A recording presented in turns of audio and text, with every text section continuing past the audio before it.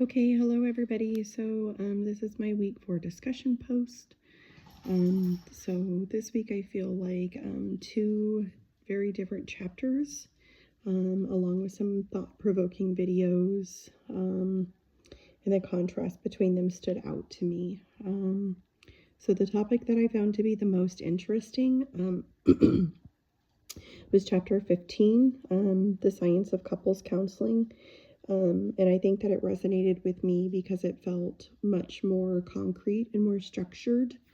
It was research-based focus on patterns, predictors of relationship success and distress, and observable behaviors made the material easier for me to follow.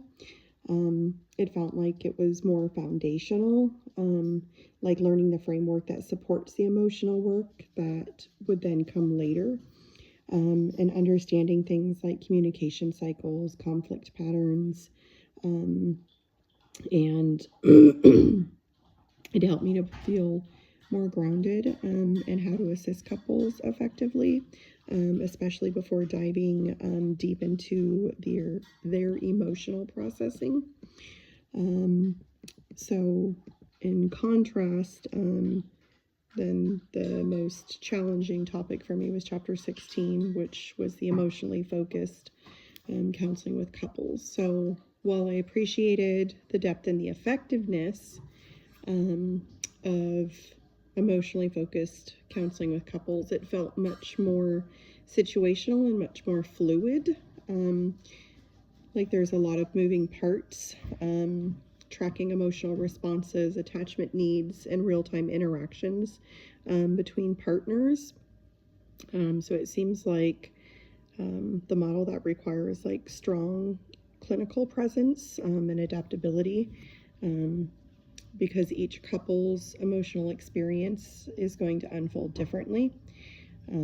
So I don't see it as a negative. It's just something that I feel like takes more time and it takes more practice, and it takes much more confidence to fully integrate, and that is not where I feel like I am.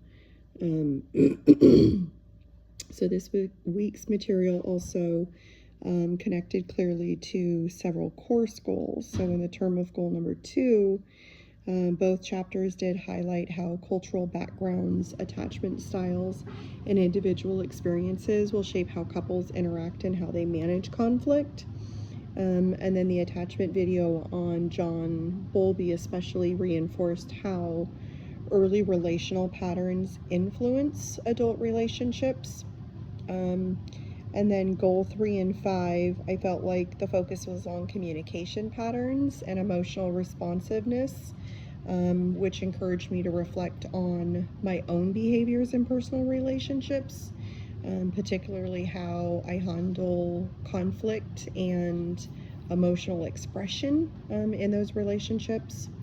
And then finally, goal 6, I felt like those helped me to identify areas of growth, especially in becoming more comfortable sitting with emotion rather than immediately seeking structure or solutions.